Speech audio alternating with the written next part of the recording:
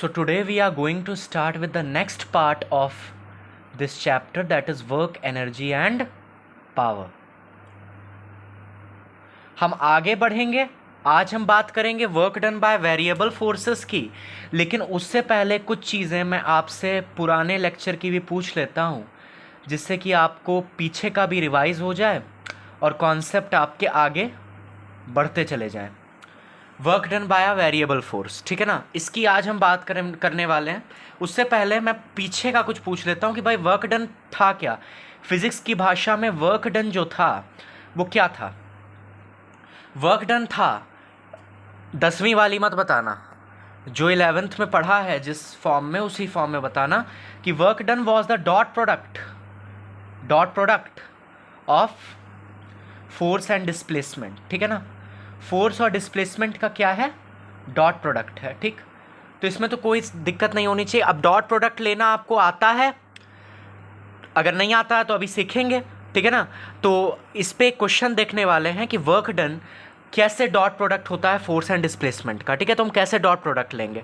वैसे आपको आता होगा, मैं उम्मीद करता हूँ, लेकिन फिर भी अगर नहीं आता है तो एक बार देख लेते हैं.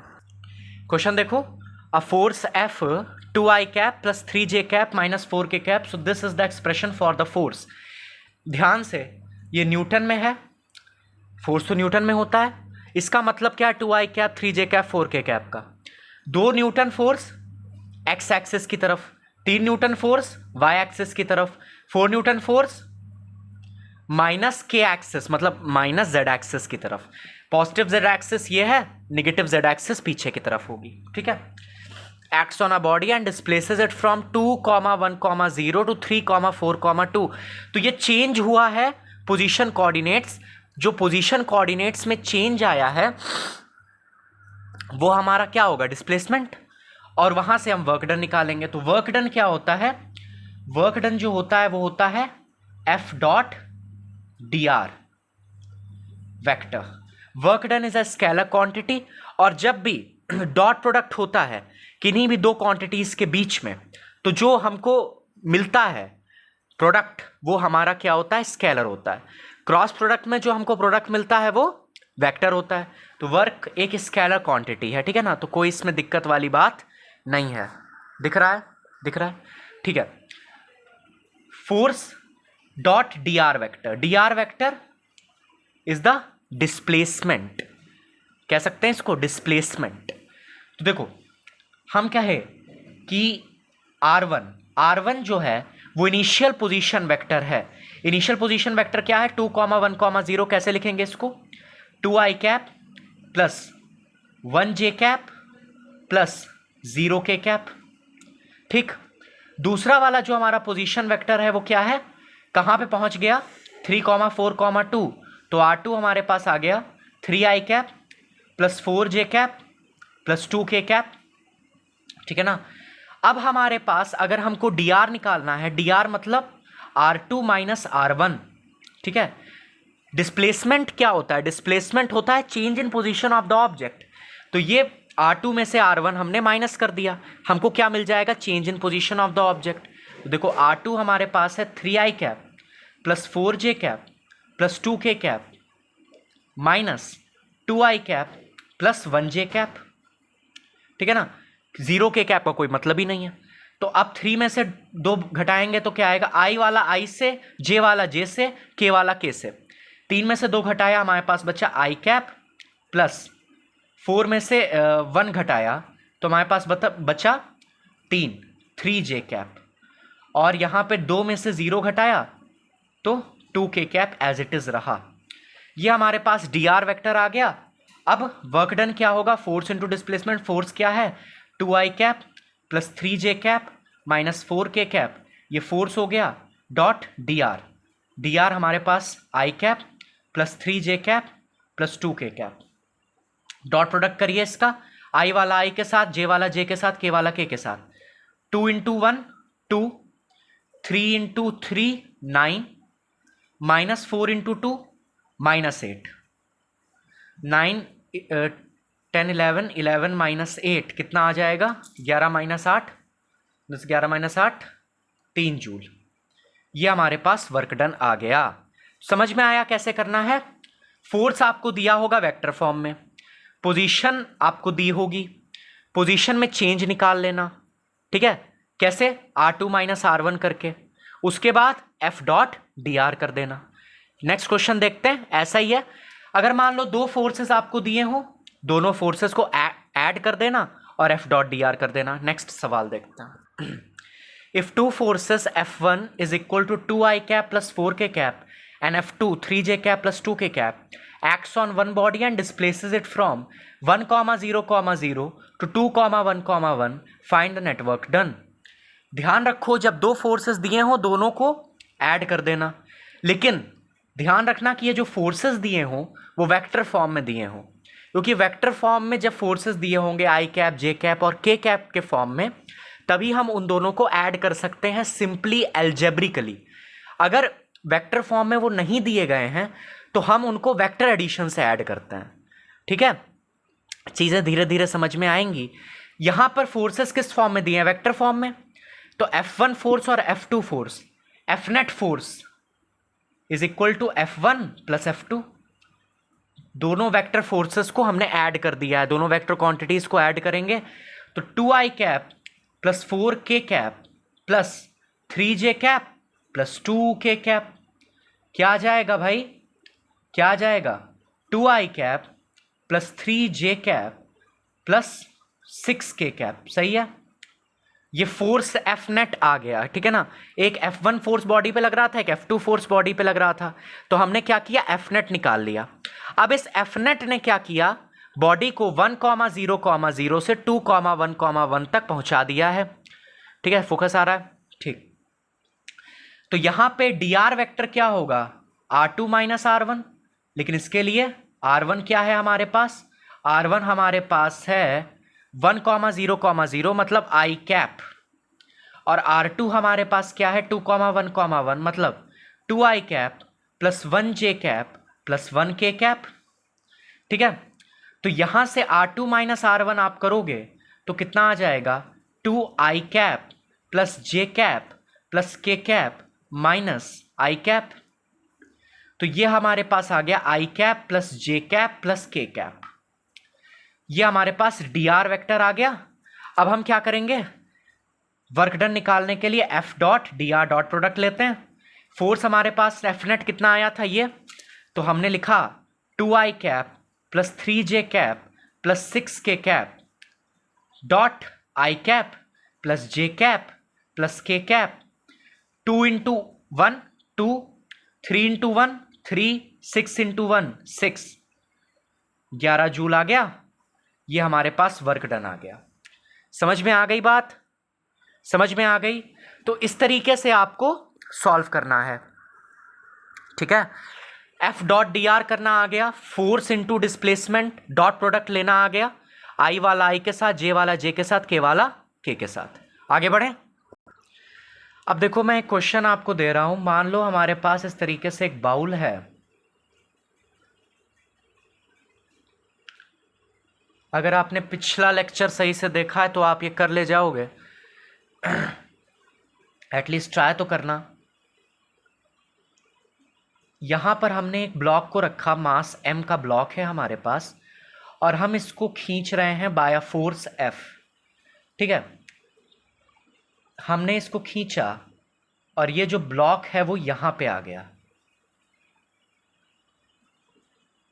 ठीक है। ये एंगल जो है, ये एंगल है थीटा, ये एंगल थीटा है। ये जो रेडियस है वो r है, ये भी r ही होगा, ठीक है ना, हेमिस्फेरिकल रेडियस, ठीक है। तो ये r है और ये भी r है। आपको बताना है work done by force F। इसको ट्राई करना, आखिरी में मैं इसका सल्यूशन डिस्कस करूंगा, अभी नहीं, पहले इसको ट्राई करो खुद से। आंसर है इसका, work done is r sine theta into F।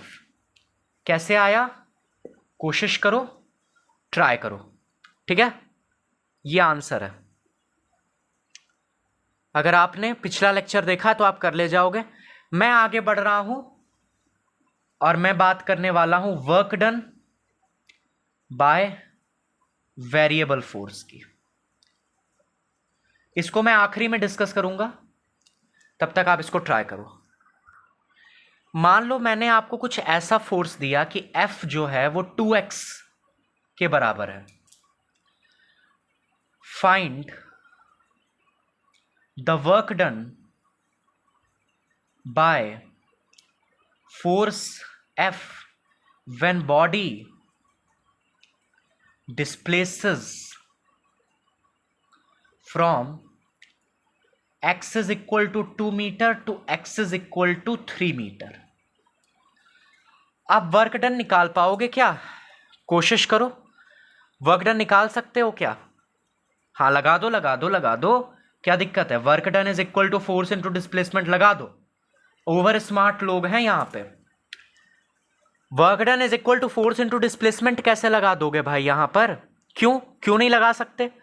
क्योंकि ये जो फोर्स है वो एक्स का फंक्शन है। देखो इसका मतलब क्या है, ये फंक्शन क्या होता है पहले ही बता चुका हूं कि ये जो फोर्स है वो एक्स के ऊपर डिपेंड कर रहा है, बॉडी के एक्स कोऑर्डिनेट्स के ऊपर डिपेंड कर रहा है।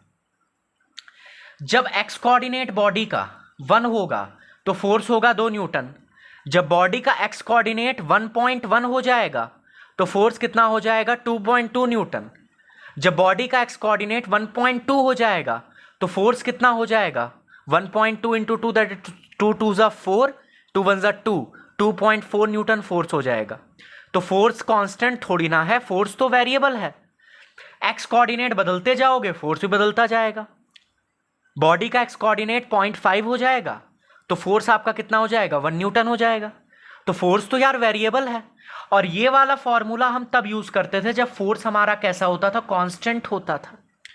यहां पर तो फोर्स कांस्टेंट नहीं है, तो यहां पे हम क्या करेंगे? सोचो सोचो सोचो क्या करेंगे? पहले ही बता चुका हूं ऐसे केसेस में क्या करते हैं।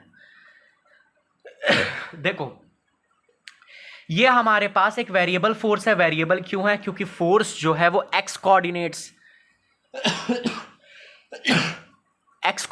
ऑफ द पार्टिकल पे डिपेंड कर रहा है, ठीक है ना? तो जैसे जैसे x coordinate of the particle बदलेगा फोर्स भी बदलेगा, ठीक? तो यहां पे हम करें क्या? तो जरा सोचो, दिमाग लगाओ।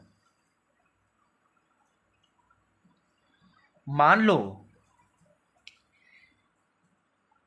ये यहां पर एक्स एक्सिस है और ये तो वाई एक्सिस हो गई, ठीक है ना?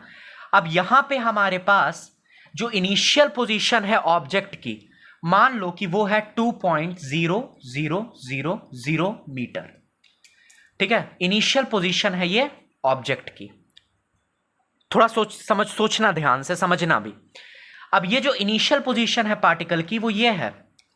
हमने कहा कि final position of the particle जो है, final position of the particle जो है वो है एट 2.0001 मीटर। तो मुझे बताओ कि डिस्प्लेसमेंट कितना हुआ? मुझे बताओ कि डिस्प्लेसमेंट कितना हुआ? तो delta x is equal to final minus initial. कितना हुआ? तो हमने कहा 2.0001 माइनस 2.0000 कितना हो जाएगा भाई? कितना हो जाएगा? 0.0001 है ना? यही आएगा। इतना डिस्प्लेसमेंट हुआ। अब ये जो डिस्प्लेसमेंट हुआ है ना, ये कितना छोटा है? क्या हम कह सकते हैं कि ये जो डेल्टा एक्स है, मतलब change in the position of x या फिर डिस्प्लेसमेंट, ये टेंडिंग टू बी 0 है? सोचो, क्या हम ये कह सकते हैं कि ये जो डेल्टा एक्स है ये टेंडिंग टू बी 0 है? क्यों? क्योंकि 0.0001 जो है वो 0 के करीब की संख्या है। ये कहीं ना कहीं ये 0 के करीब की संख्या है, तो ये टेंडिंग टू बी 0 है। इसका मतलब क्या है? इसका मतलब यह है कि यहां से यहां तक पहुंचने में पार्टिकल के ऊपर जो फोर्स लग रहा था वो ज्यादा बदलेगा नहीं। क्यों नहीं बदलेगा? मान लो यही है हमारा force, F is equal to 2x, ठीक है ना? ये फोर्स है। पहले हमने x की वैल्यू रखी 2.0000। तो फोर्स कितना आएगा, फोर्स हमारे पास आ गया 2 इंटू 2.0000, ये आ गया 4.0000 न्यूटन। फिर इस पोजीशन पे हमने फोर्स की वैल्यू निकाली, तो क्या आएगा 2 इंटू 2.0001, कितना आ जाएगा 4.0002 न्यूटन। इस फोर्स में और इस फोर्स में क्या कोई विशेष फर्क पड़ा, कोई विशेष फर्क पड़ा क्या, नहीं पड़ा। लगभग लगभग ये भी 4 न्यूटन है और ये भी 4 न्यूटन है, तो कोई विशेष फर्क नहीं पड़ा।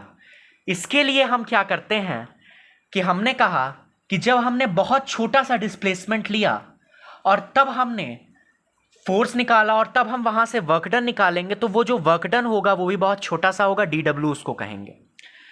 ये जो बहुत छोटा सा वर्क डन होगा ये वेरिएबल फोर्स के द्वारा नहीं होगा, ये कांस्टेंट फोर्स के द्वारा होगा, क्योंकि इतना छोटा डिफरेंस है ना इन दो पॉइंट्स के बीच में कि फोर्स की वैल्यू अपने आप को बदल ही नहीं पा रही है। फोर्स कांस्टेंट है, यहां से यहां तक फोर्स कांस्टेंट है। हमने इतना छोटा नेग्लिजिबल डिफरेंस लिया है बिटवीन द टू पोजीशंस, ठीक है ना। तो इन दोनों पोजीशंस पे हमने जब डिफरेंस लिया एक्स कोऑर्डिनेट्स का और जब हमने उसको यहां पे रखा, तो ये जो फोर्स की वैल्यू है ये चेंज ही नहीं हो रही है, सिग्निफिकेंटली नहीं चेंज हो रही है, बहुत नेग्लिजिबल अमाउंट से चेंज हो रही है, जो कि निग्लेक्ट किया जा सकता है। इसके लिए हम कहते हैं कि हमें जब इस तरीके का वर्क डन निकालना हो तो हम बहुत छोटा सा वर्क डन निकालते हैं DW corresponding to a very small displacement dx, corresponding to a very small displacement dx। dx मतलब ये इतना छोटा डिस्प्लेसमेंट, मतलब नेग्लिजिबल डिस्प्लेसमेंट हुआ। ये DW वर्क डन जो है उसको हम कहते हैं infinitesimally small work done corresponding to very small displacement that is dx, ठीक है ना। तो ये जो बहुत छोटा सा वर्क डन आता है, फिर हम इसको क्या करते हैं, इंटीग्रेट कर देते हैं। इंटीग्रेट करने का मतलब जोड़ देना। मान लो हमारा पार्टिकल यहां से 0,0 से पहुंचा यहां तक 1,0 तक, या फिर हम कह सकते हैं 4,0 तक। यहां से यहां तक हमें वर्क डन चाहिए, तो हम क्या करेंगे 0,0 से 4,0 तक DW वर्क डन निकालते चले जाएंगे for very small displacements. DW DW DW DW DW DW DW ऐसे इनफाइनाइट नंबर ऑफ DW हम निकालेंगे और फिर हम उसको पकड़ के इंटीग्रेट कर देंगे, मतलब सारे DW को पकड़ के जोड़ देंगे, तो हमारे पास क्या आ जाएगा, फाइनल वर्क डन आ जाएगा। तो जब हम इसको इंटीग्रेट करेंगे तो हमारे पास वर्क डन फाइनल आ गया W और F डॉट dx इंटीग्रेशन। अब इंटीग्रेशन की लिमिट्स हम क्या रखते हैं, जहां से जहां तक हमें वर्क डन चाहिए हो। तो initial position of x to final position of x, मान लो हमें चाहिए 0,0 से 4,0 तक, तो वर्क डन क्या होगा F dot dx, initial position of x 0, final position of x 4। इस तरीके से हमको काम करना होता है, ठीक है। तो ये हमारा जो वर्क डन आया ये हमारा कहां से कहां तक आ गया 0,4 से, लेकिन हमने निकाला कैसे, DW DW DW DW छोटा छोटा छोटा छोटा वर्क डन निकाला और बाद में उसको इंटीग्रेट कर दिया। आ गई बात समझ में। तो इस तरीके से हम ऐसे क्वेश्चंस को सॉल्व करते हैं। आपको एग्जाम्पल से ही समझ में आएगा। तो अब ये वाला देखो, फोर्स जो है वो 2x के बराबर है। Find the work done by the force F when body displaces from x is equal to 2 metre to x is equal to 3 metre. अभी इसको देखते हैं, मैं अगले पन्ने पे इसको लिखे दे रहा हूं साफ तरीके से, आप ट्राई करो। चलो देखो, फोर्स क्या दिया है 2x, तो find the work done when body displaces from x is equal to 2 to x is equal to 3 metre. अब इसमें भी स्मार्टनेस करते हैं, कह देते हैं कि ऐसा करते हैं कि x की जो पोजीशन है, ये जो x है, पहले 3 मीटर डाल लेते हैं, फिर 2 मीटर डाल लेते हैं, और उसके बाद दोनों फोर्सेस से वर्क डन निकाल लेंगे और फिर दोनों को जोड़ देंगे। अरे भैया फोर्स यहाँ पे कांस्टेंट नहीं है, फोर्स कांस्टेंट होता तो ये सब कर लेते, फोर्स कांस्टेंट थोड़ी ना है यहाँ पर, वो एक्स पे डिपेंड कर रहा है। तो देखो क्या बताया था, d W is equal to F dot d x. इसको जब हम इंटीग्रेट करेंगे डब्ल्यू आएगा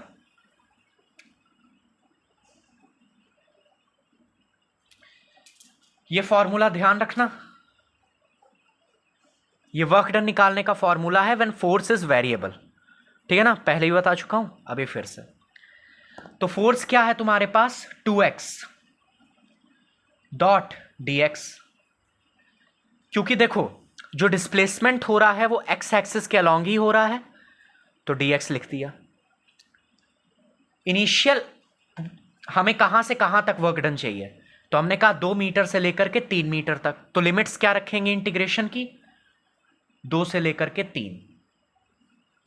अब बस इंटीग्रेशन सॉल्व करना है, 2 एक कांस्टेंट है तो इंटीग्रेशन से बाहर आ जाएगा, x डॉट डी एक्स, ये पढ़ा होगा आपने, एक्स एन डी एक्स का इंटीग्रेशन होता है x n plus one upon n plus one, और अगर डेफिनेट इंटीग्रेशन है तो कांस्टेंट नहीं आता है, और ये डेफिनेट इंटीग्रेशन है क्योंकि यहां पर लिमिट्स हैं। अगर इनडेफिनेट इंटीग्रेशन होता है जहां पे लिमिट्स नहीं होती तो कांस्टेंट आता है। तो यहां पे क्या आ गया, 2x डॉट डी एक्स, तो यहां पे हो जाएगा सॉरी, अब इसको क्या लिखेंगे, एक्स स्क्वायर अपॉन 2, और यहां पे लिमिट्स डालेंगे 2 से लेकर के 3 तक, ठीक है। तो यहां पर 3 को पहले रखेंगे तो 3 3 ज़ा 9 अपॉन 2, माइनस फिर 2 को रखेंगे ऊपर x की जगह पे तो 4 अपॉन 2, तो यहां पे क्या आएगा, 9 माइनस 4 अपॉन 2 इंटू 2, 2 से 2 कट गया, 5 जूल हमारे पास वर्क डन आ गया। समझ में आया कैसे सॉल्व करेंगे इंटीग्रेशन, ठीक है। अगला एक सवाल और देखते हैं। अब देखो आपको ये फोर्स दिया गया है और हमसे कहा कि वर्क डन निकालो जब पार्टिकल 2 मीटर से 5 मीटर तक जाएगा एक्स एक्सिस पर।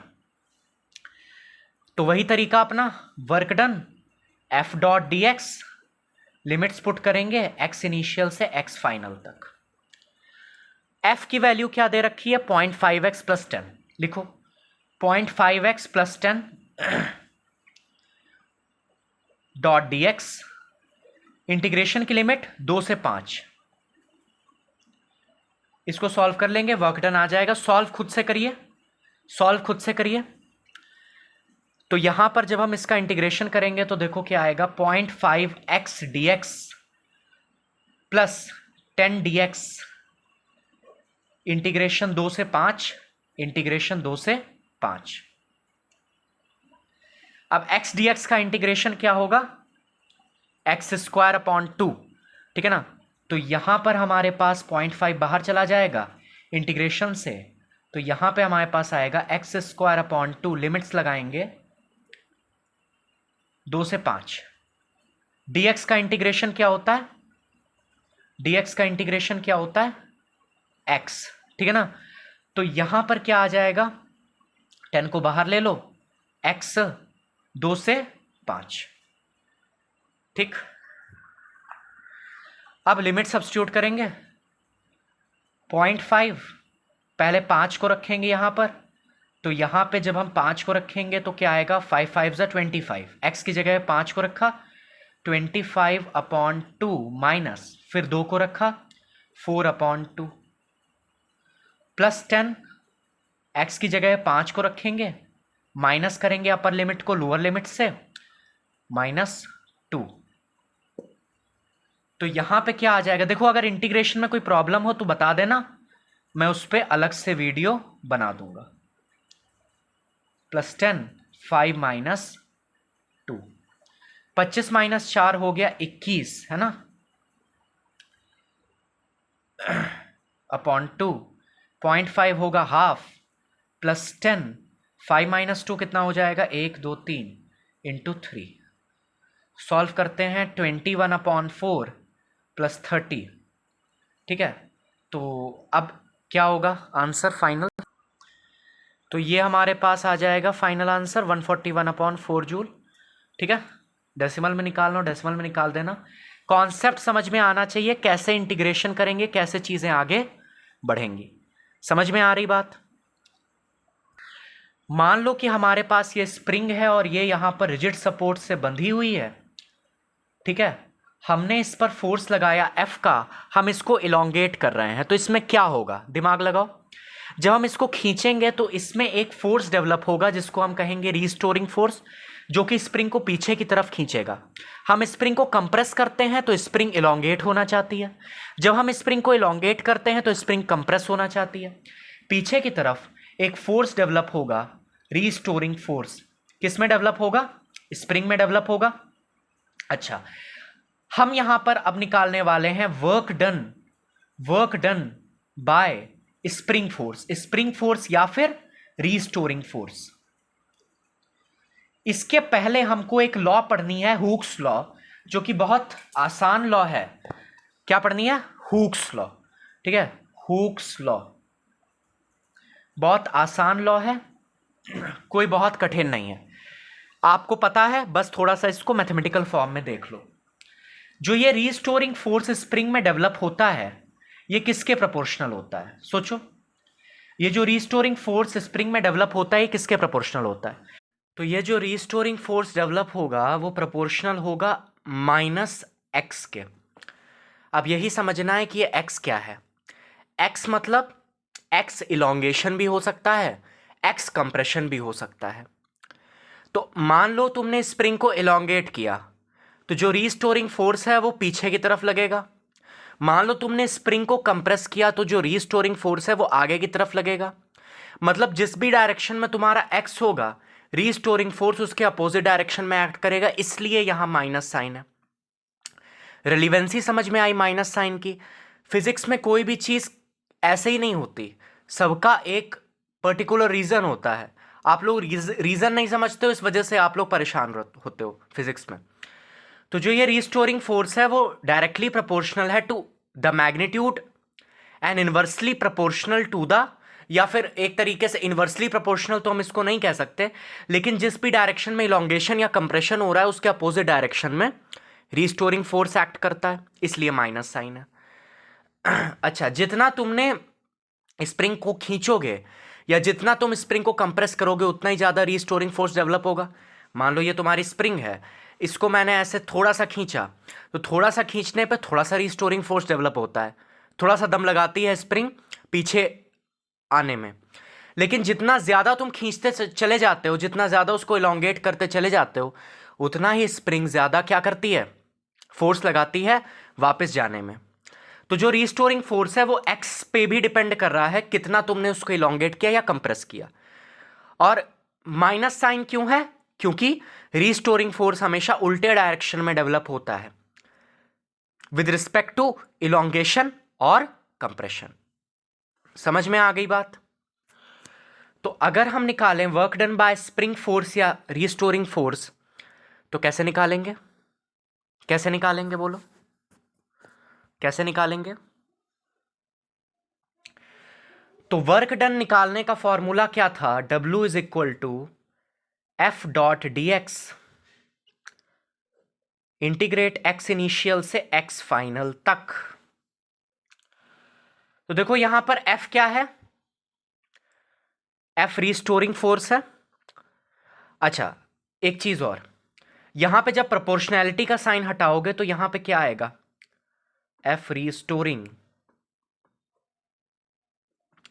यहां से प्रोपोर्शनैलिटी का साइन हटाओगे तो यहां पे कांस्टेंट आएगा जिसको हम बोलेंगे k, और x तो एज इट इज रहेगा, मतलब -kx, क्योंकि माइनस था यहां पर। k क्या होता है? k होता है स्प्रिंग कांस्टेंट। इसकी चिंता करने की जरूरत नहीं है, ये आपको दिया रहेगा क्वेश्चन में।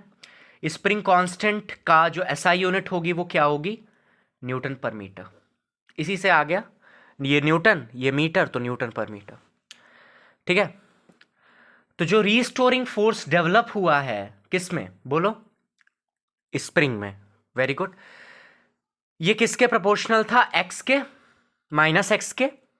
और फिर हमने यहाँ पे प्रोपोर्शनैलिटी का साइन हटा दिया, तो यहाँ पे कांस्टेंट आ गया K, जिसको हमने कहा कि भाई ये तो स्प्रिंग कांस्टेंट है।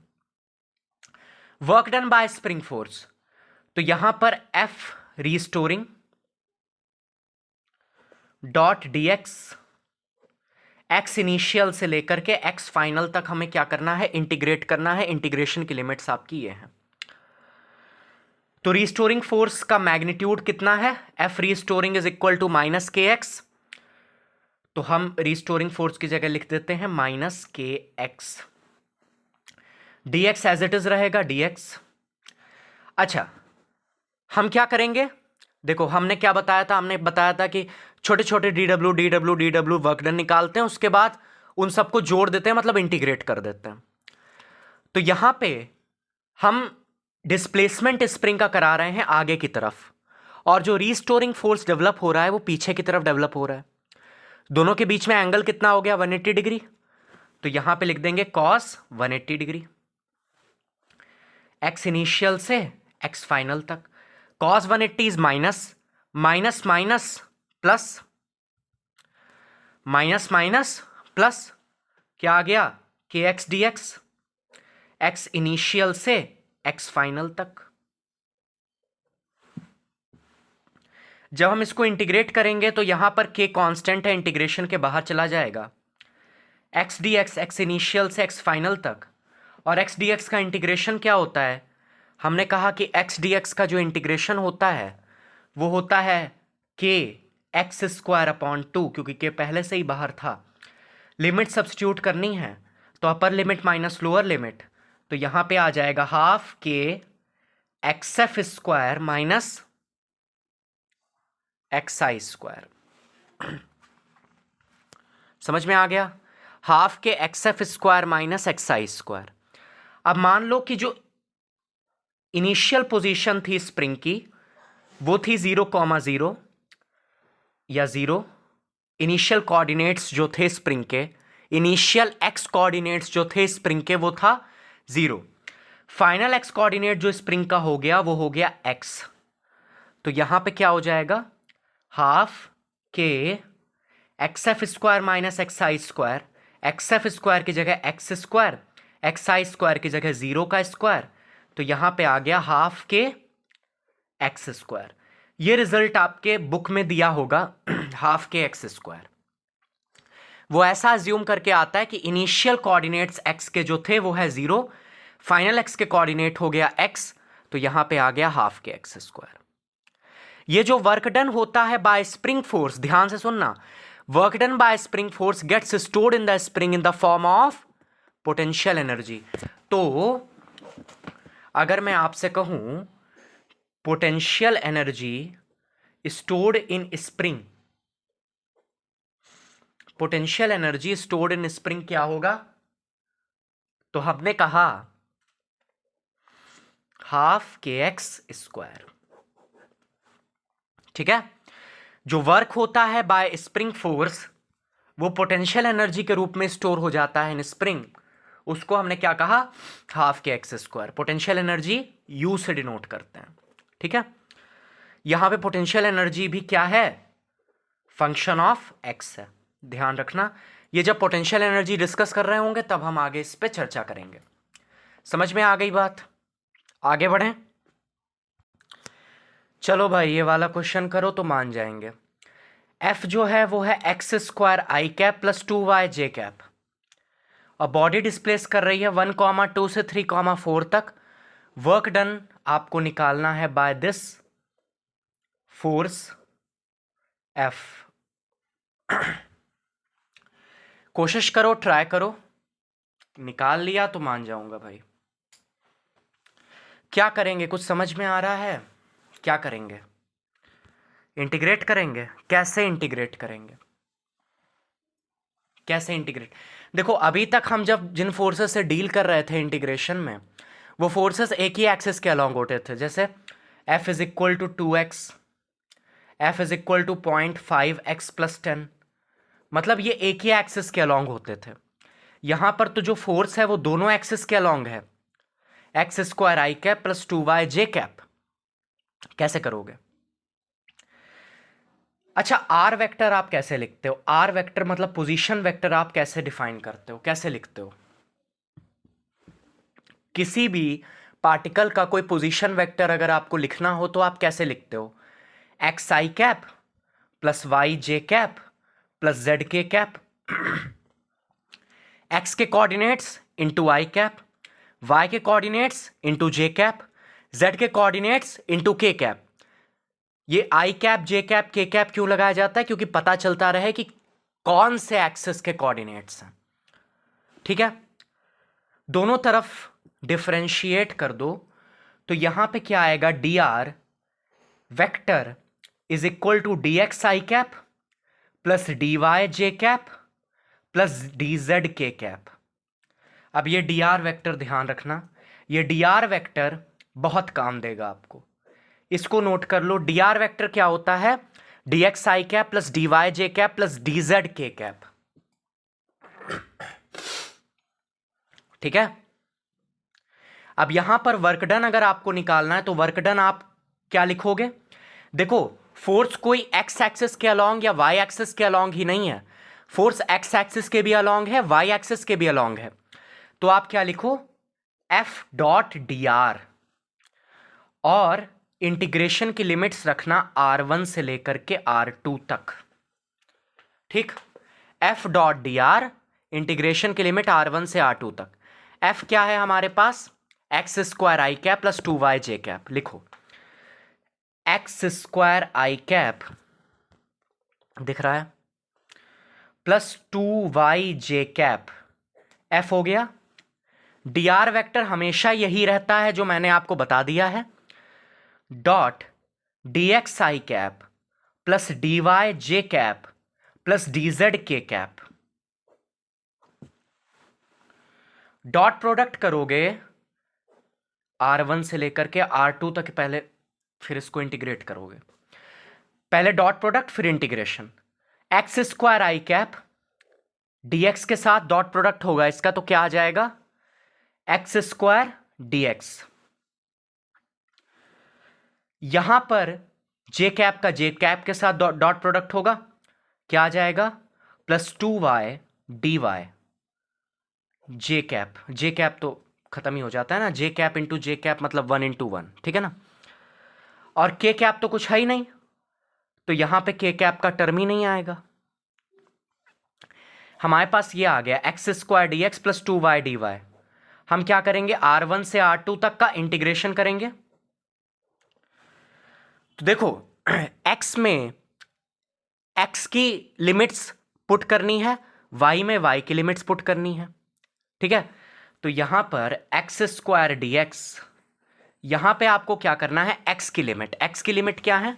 Body displaces from 1,2 to 3,4। मतलब पहले इनिशियल x के कोऑर्डिनेट्स क्या थे? 1। फाइनल x का कोऑर्डिनेट क्या हो गया? 3। तो x की लिमिट क्या पुट करोगे? 1 से लेकर के 3 तक। यहां पर 2y dy, यहां पे y की लिमिट्स पुट करोगे। इनिशियल कोऑर्डिनेट्स क्या थे? 2। फाइनल कोऑर्डिनेट्स क्या हो गए? 4।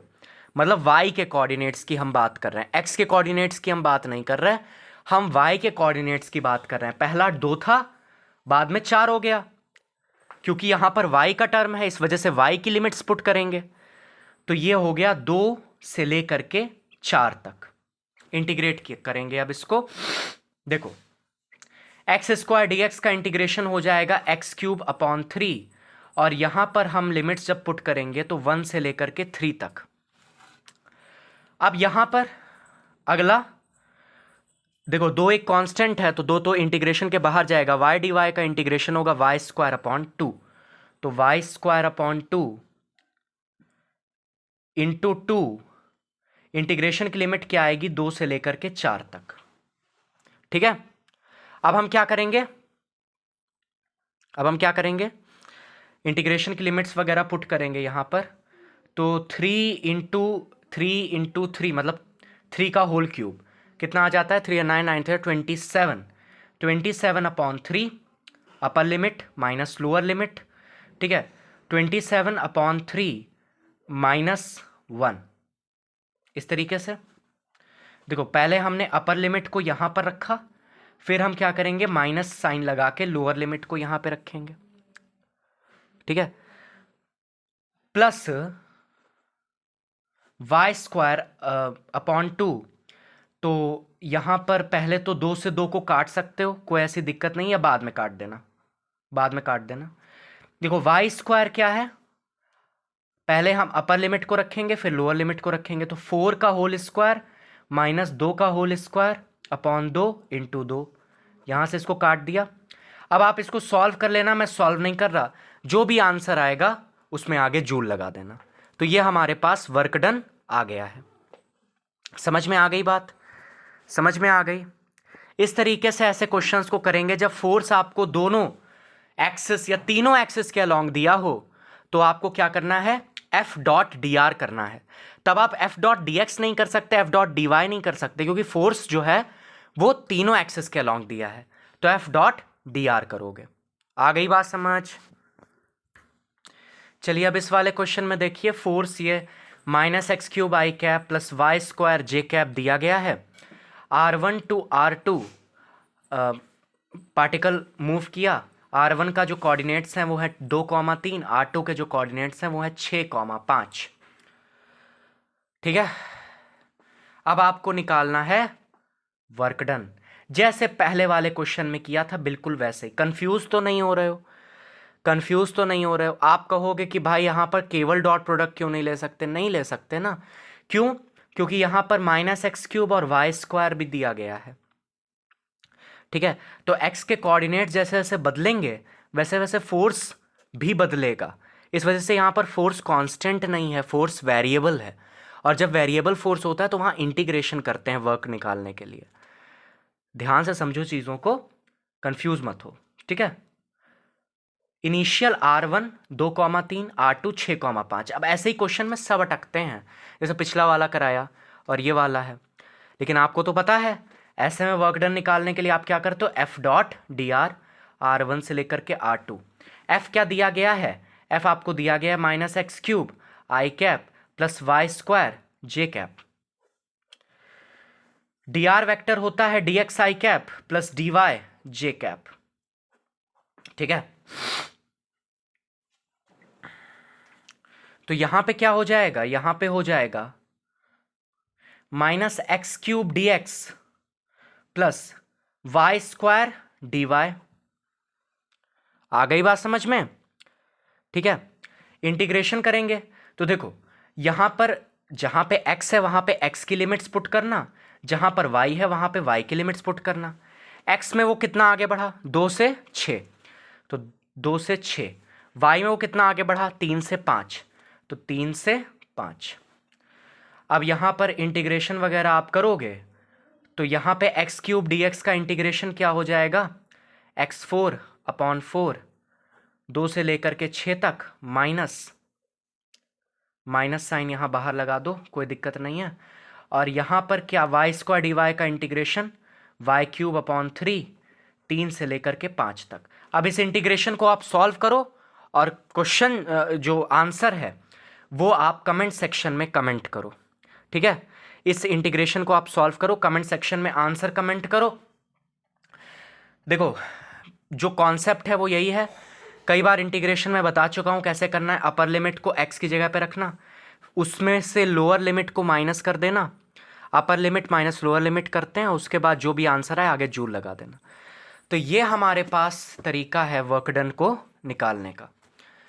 अब देखो अगर मान लो आपको फोर्स और डिस्प्लेसमेंट का ग्राफ दिया गया है, एफ ग्राफ कहते हैं इसको, फोर्स और डिस्प्लेसमेंट का ग्राफ दिया गया है। यहाँ से आप वर्क डन कैसे निकालोगे, यहाँ से आप वर्क डन कैसे निकालोगे, तो भाई वर्क डन क्या होता है, एफ डॉट डी एक्स, ठीक है, इंटीग्रेशन एक्स इनिशियल से एक्स फाइनल तक, ठीक है। तो यहाँ पे वर्क डन निकालने के लिए आप इंटीग्रेट कर रहे हो, इंटीग्रेशन जहाँ पे भी होता है या जहाँ पे प्रोडक्ट लिया जाता है वहाँ पे आप क्या लेते हो, ग्राफ का एरिया लेते हो। तो यहाँ पर अगर एफ एक्स ग्राफ से आपको वर्क डन निकालना हो तो आप क्या करोगे, एरिया ले लेना of F x curve, area ले लेना एफ एक्स कर्व का, आपको वर्क डन मिल जाएगा। एक क्वेश्चन मैं दिखाई दे रहा हूँ, बहुत हलवा सवाल आ गया तो इससे हलवा सवाल फिर हो नहीं सकता। जैसे मान लो ऐसा कुछ ग्राफ आपको बना के दे दिया, आपसे कहा वर्क डन निकालो इस ग्राफ से। एफ एक्स कर्व है, ठीक है, फोर्स न्यूटन, एक्स मीटर।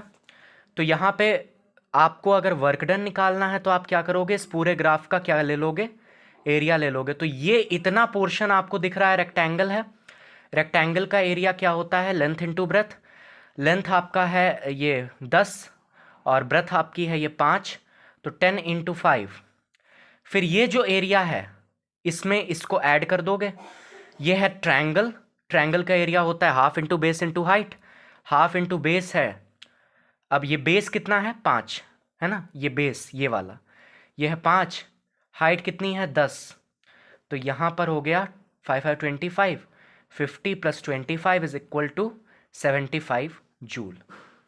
अब मान लो ऐसी कोई कंडीशन आ जाए कि भाई इसी तरीके का ग्राफ आपको दिया गया हो, फोर्स और डिस्प्लेसमेंट कर्व आपको दिया गया हो और आपको कुछ इस तरीके का ग्राफ मिल जाए, मान लो इस तरीके का ग्राफ मिल जाए कि जो पॉजिटिव वाई एक्सिस की तरफ भी हो और नेगेटिव वाई एक्सिस की तरफ भी हो, तो भी क्या करोगे, एरिया ही लोगे वर्क निकालने के लिए। इसके एरिया में से इतना एरिया आप माइनस कर देना, ये पूरा एरिया पहले निकाल लेना, उसमें से इतना एरिया, क्योंकि ये नेगेटिव एरिया होता है, जो नीचे है वो नेगेटिव एरिया है, जो ऊपर है वो पॉजिटिव एरिया है, तो ये पॉजिटिव एरिया में से आप नेगेटिव एरिया को माइनस कर देना। साइन के साथ नहीं, मैं ऐसे ही बता रहा हूं। देखो आपको बेसिकली करना क्या होता है, आपको सारे एरियाज को ऐड कर देना होता है। मान लो इसका एरिया है A1, तो इसका एरिया क्या होगा -A2, तो आप जब ऐड करोगे अलजेब्रिकली तो क्या आएगा A1 - A2। या तो ऐसे समझ लो या फिर ऐसे समझ लो कि जो नीचे वाला एरिया है उसको माइनस कर देना होता है ऊपर वाले एरिया से, हमको वर्क डन मिल जाता है। समझ में आ गया बात? तो ये मैंने बता दिया है जितने भी क्वेश्चंस, क्योंकि वर्क एनर्जी पावर एक बहुत वास्ट टॉपिक है, उसमें कई सवाल बन सकते हैं, लेकिन जो भी सवाल अच्छे थे जिनमें आप फंस सकते थे मैंने सारे आपको बता दिए हैं। आप प्रैक्टिस करो अपनी किताब से, मुझे नहीं लगता कि अब आप किसी सवाल में फंसोगे। अगला लेक्चर हम लेके आने वाले हैं वर्क एनर्जी थ्योरम का, और उसी के साथ साथ कोशिश मैं ये करूंगा कि वर्टिकल सर्कुलर मोशन कंप्लीट करवा दूं आपका। तो पढ़ाई करते रहें, ऑल द वेरी बेस्ट। ये वाला क्वेश्चन याद है आपको जो मैंने शुरुआत में दिया था आपको, और मैंने कहा था बाद में डिस्कस करूंगा। Work done by force F कितना होगा, work done by force F कितना होगा। तो जिनका आ गया हो ये R sin theta into F, तो वो स्किप कर सकते हैं, नहीं तो देखो सुनो, देखो वर्क डन क्या होता है, force into displacement. Work done क्या होता है, force into displacement into cos theta. Theta is the angle between the force and the displacement. फिर से बोलो, theta is the angle between the force and the displacement. तो work done क्या है, force into displacement into cos theta, where theta is the angle between the force and displacement. हमें work done चाहिए with force F, for force F।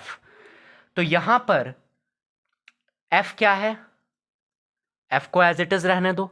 अच्छा, displacement कौन सा लोगे, displacement का वो कंपोनेंट लो जो कि फोर्स के डायरेक्शन में हो। वैसे तो डिस्प्लेसमेंट ऐसे हो रहा है, देखो डिस्प्लेसमेंट ऐसे हो रहा है, लेकिन फोर्स कैसे है, ऐसे। तो हम डिस्प्लेसमेंट भी कौन सा वाला लेंगे, जो इसके डायरेक्शन में हो, या तो पैरेलल हो या एंटी पैरेलल हो। पैरेलल होगा तो cos 0 हो जाएगा, एंटी पैरेलल होगा तो cos 180 हो जाएगा, देयर इज नो प्रॉब्लम। तो यहां पर ये जो डिस्प्लेसमेंट है वो ये वाला हम लेंगे, क्योंकि फोर्स ऐसे है।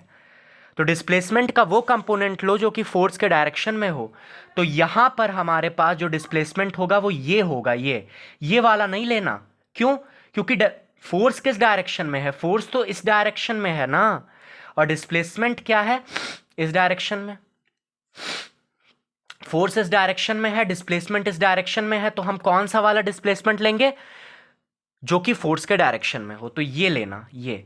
अब ये डिस्टेंस या ये लेंथ कितनी होगी, तो हमने कहा कि ये R है। देखो अगर हम ये ट्रायंगल बनाएं तो ये हमारे पास इस तरीके से ये एंगल थीटा है, यहाँ पर साइन थीटा क्या हो जाएगा, परपेंडिकुलर अपॉन हाइपोटेन्यूज। परपेंडिकुलर है ये, ठीक है, हमें ये चाहिए। हाइपोटेन्यूज क्या है, आर, तो परपेंडिकुलर है पी, हाइपोटेन्यूज है आर, तो यहां पर परपेंडिकुलर क्या आ गया, आर साइन थीटा। तो ये जो डिस्टेंस है वो क्या है, आर साइन थीटा। लिख दो F into r sine theta. अब फोर्स और डिस्प्लेसमेंट के बीच में कितना एंगल बना, जीरो, तो इंटू कॉस जीरो, तो यहां पे क्या आ गया, एफ आर साइन थीटा। ध्यान रखना डिस्प्लेसमेंट का वो कंपोनेंट लेना जो कि फोर्स के डायरेक्शन में हो, ठीक है। अगर या तो पैरेलल हो या एंटी पैरेलल हो, पैरेलल होगा तो कॉस जीरो हो जाएगा, जैसे यहां हो गया। कभी कभी क्या होता है कि फोर्स पीछे होगा, डिस्प्लेसमेंट आगे होगा, एंटी पैरेलल हो जाएगा। अगर एंटी पैरेलल हो गया तो कॉस 180 हो जाएगा, माइनस में आ जाएगा वर्क डन, और कुछ नहीं होगा। तो उम्मीद करता हूं ये समझ में आ गया होगा। अच्छा, वो वाला जो क्वेश्चन मैंने आपको दिया इंटीग्रेशन वाला, जिसे मैंने कहा इंटीग्रेट खुद कर लेना, उसका आंसर क्या आ रहा है मैं लिखे दे रहा हूं, आप अपने आंसर को एक बार चेक कर लेना। ये क्वेश्चन था, मैंने कहा था कि ये इंटीग्रेशन आप खुद ही से सॉल्व कर लेना। तो यहां पर जो आंसर आएगा, माइनस में निगेटिव में वर्क डन आएगा -287.333 जूल। कोशिश करो सॉल्व करने की। अगर आपका आंसर ये आ रहा है बहुत अच्छी बात है, नहीं आ रहा है तो बता देना, मैं पूरा सॉल्व करके आपको भेज दूंगा, ठीक है। तो इस तरीके से ये हो चुका है हमारे पास वर्क का, जितना भी मैंने कॉन्सेप्ट बताया उसको प्लीज़ रिवाइज कर लेना। क्वेश्चंस प्रैक्टिस करना, आपके पास जो भी किताब है उससे आप क्वेश्चंस को प्रैक्टिस करिए और पढ़ाई करते रहिए।